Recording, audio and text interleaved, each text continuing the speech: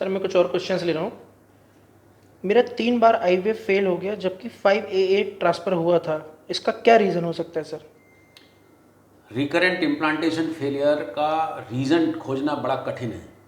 सबसे पहले मैं डॉक्टर दीपांकर बैनर्जी बोल रहा हूँ जबलपुर से, ideal fertility IVF and genetic centre private limited, जो मध्य प्रदेश में स्थित है।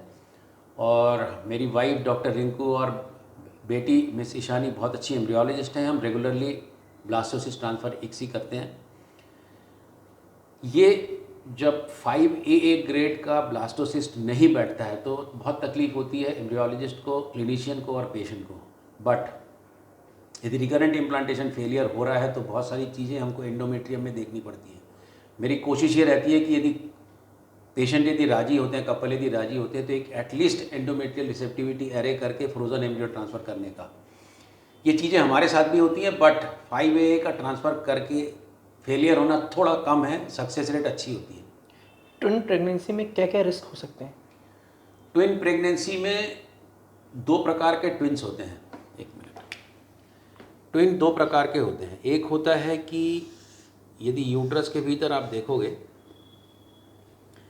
तो एक ही बीज से, एक ही सीड से यदि इक्सी हुआ और या नेचुरल फर्टिलाइजेशन हुआ और इससे ब्लास्टोसिस्ट बनते समय ये डिवाइड हो गए, मतलब दो ब्लास्टोसिस्ट बन गए, मतलब एक ही एग से दो ब्लास्टोसिस्ट बन गए, तो इसको हम मोनोकोरियोनिक बोलते हैं। और यदि दोनों बच्चे एक ही एमनियोटिक कैविटी में आ गए तो इसको मोनोकोरियोनिक मोनो एमनियोटिक बोलते हैं।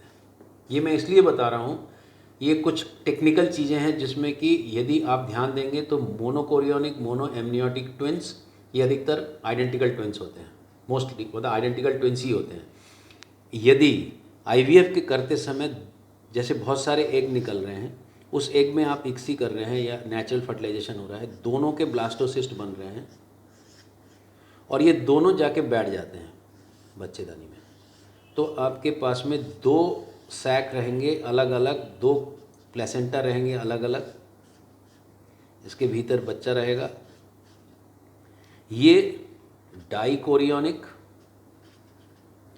डाई एमनियोटिक, मतलब ये DCDA ट्विंस हुआ, ये MCMA ट्विंस हुआ। MCMA ट्विंस डाई एमनियोटिक भी हो सकता है, मोनोकोरियोनिक डाई एमनियोटिक, मतलब दो एमनियोटिक कैविटी भी हो सकते हैं।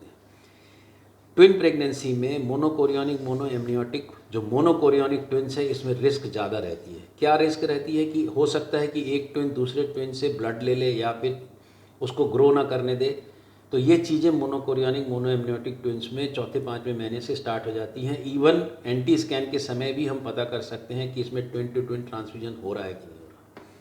ये टेक्निकल टर्म्स है, बट एनी ट्विंस, चाहे MCMA हो चाहे DCDA हो, कोई सा भी ट्विंस एक यूट्रस के भीतर जब दो बच्चे रहते हैं तो ये यूट्रस बना है सिंगल प्रेगनेंसी के लिए। बट जब इसमें डबल बच्चे होते हैं तो ये जितना बाहर खींच सकती है टर्म तक उतना कोशिश करती है, but usually less than 4 weeks of आपका जो expected date of delivery, less than 4 weeks में अधिकतर डिलीवरी होती है। अभी हमारे ट्विंस को फुल टर्म हुई है, बट ये कम होते हैं, अधिकतर प्री टर्म डिलीवरी होती है।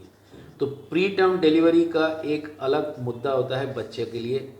बच्चों को नर्सरी में भर्ती करना पड़ता है, वहाँ काफ़ी खर्च होता है। दूसरा, चूँकि इसमें प्लेसेंटा बड़ा रहता है तो इसमें ब्लड प्रेशर होने की संभावना ज़्यादा रहती है। चूँकि ये यूट्रस हाइपर डिस्टेंडेड रहता है तो इसमें जल्दी डिलीवरी होने का, प्री टर्म डिलीवरी जो मैं बता चुका हूँ।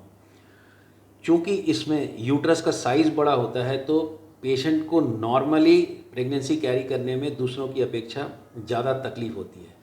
और बहुत एक इम्पॉर्टेंट चीज़ है कि जब ये डिलीवरी होती है तो यूट्रस जब वापस अपने फॉर्म में आता है सीज़र करने के बाद या डिलीवरी के बाद, तो इसका आने का जो रेट है जो बहुत फास्ट होता है, सिंगल डिलीवरी में थोड़ा स्लो होता है, तो इसमें ब्लीडिंग बहुत होती है डिलीवरी के बाद।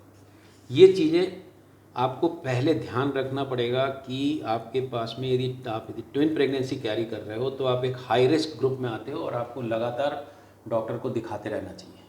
प्रेगनेंसी के कितने वीक तक प्रोजेस्टेरॉन इंजेक्शन चलने चाहिए आईवीएफ में? आईवीएफ में normally progesterone injection frozen embryo transfer में मैं 3 महीने चलाता हूँ, और उसके बाद यदि आप चाहें तो एक प्रोलिटॉन डिपो वीकली लगा सकते हैं, या डिफास्टोन पे आ सकते हैं, मतलब डाइड्रोजेस्टेरॉन आप टैबलेट पे आ सकते हैं, या वेजाइनल कैप्सूल भी ले सकते हैं। हेल्प होता है थोड़ा सा सर्वाइकल लेंथ को मेंटेन करने में, प्री टर्म डिलीवरी होने का चांस कम रहता है। अदरवाइज़ 3 महीने के बाद बहुत ज़्यादा लेने का बहुत औचित्य नहीं है। सुनने और जुड़ने के लिए बहुत बहुत धन्यवाद। आप यदि इस वीडियो को अभी तक देख रहे हैं तो इस चैनल को आप सब्सक्राइब करिए, साथ में जो नोटिफिकेशन बटन है उसको आप ऑन रखिए, ताकि जो नए वीडियो या नया क्वेश्चन आंसर या फिर मैं जानकारी नई कुछ देता हूँ उसका नोटिफिकेशन आपको मिल सके। आप हमारे सोशल मीडिया के दूसरे प्लेटफॉर्म जैसे इंस्टाग्राम या फेसबुक पर जाके भी आइडियल फर्टिलिटी के पेज को लाइक कर सकते हैं या अपने कमेंट्स दे सकते हैं। हमारी कोशिश ये रहेगी कि जितने आपके कमेंट्स या क्वेश्चन रहे हम उनको जवाब दे सकें।